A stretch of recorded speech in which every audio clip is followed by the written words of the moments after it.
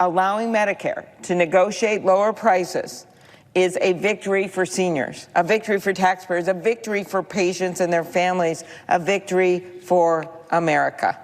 Welcome back to GMA3. That is Senator Amy Klobuchar last week with an impassioned defense of the Medicare drug price negotiation program, part of the Inflation Reduction Act. The first 10 drugs selected for negotiation were announced last month, with prices going into effect in 2026. And joining us now from Capitol Hill is the senior senator from Minnesota, Amy Klobuchar. It is good to see you and good to have you back on.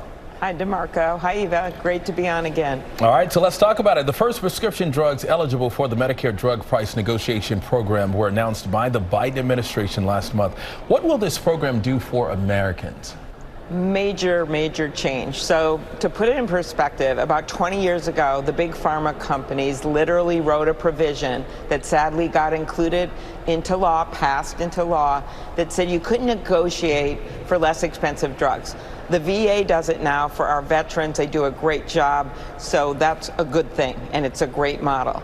All over the world, people negotiate for prices of drugs, but 50 million seniors in the United States of America, where our taxpayers have funded the research on these drugs, get stuck with higher prices, 250% higher than other industrialized nations. So this negotiation is going to mean that the 50 million seniors are at the table getting better deals, which will then translate into better deals for everyone else.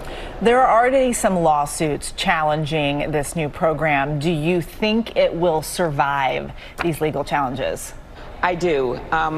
It wasn't enough for them with the 3 lobbyists per member of Congress or the hundreds of millions of dollars in ads. So now they're bringing lawsuits all over the country to try to see if they can find a rogue judge or they can find a way to stop this. Congress wrote this into law 20 years ago, and of course, which I didn't agree with, I wasn't there, but of course we can now change it. So they're saying that we can't change it.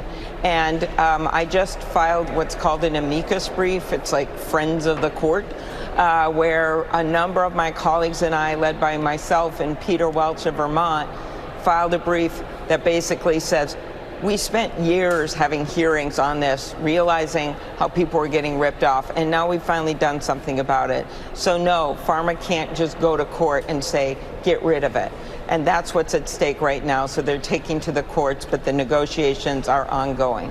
Senator, there's another government shutdown looming at the end of the month. That's if Congress can't pass a spending bill. Are you confident that a deal can be reached? I am, because the American people are depending on us. We just came out of this pandemic. Our economy's on the move. We're much stronger than other countries' economies. The last thing we want to do is go backwards and have a shutdown or have some budget that cuts police funding and cuts health care funding. We can't do that right now.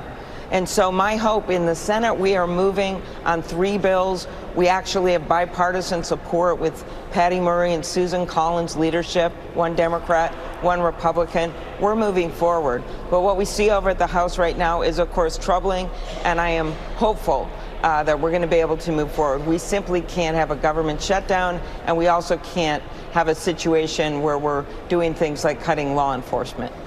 I want to switch gears and ask you, Ukrainian President Zelensky is expected to go before the UN General Assembly today. There's been some criticism of all the money the U.S. has given in aid to Ukraine, and more money is expected. What do you say to those people who say those dollars should stay here to help Americans who are struggling right now? Vladimir Putin, what he's doing, it's barbarism. He has literally invaded another democracy, and anyone that looks at this believes if we had just laid down and taken it, and Germany and all the allies and Norway, if everyone had just said, hey, not a big deal, he would have just kept going. And it would be a lot more expensive for us in terms of our involvement if he's not stopped. People get it. This isn't just about one country. It's about the future of democracy. All right, Senator, we know you got a busy schedule. Thank you for making time for us. We appreciate it, and good to see you. Great to be on. Thank you. Well, hey there, GMA fans. Robin Roberts here. Thanks for checking out our YouTube channel. Lots of great stuff here. So go on, click the subscribe button right over here to get more of awesome videos and content from GMA every day, anytime. We thank you for watching, and we'll see you in the morning on GMA.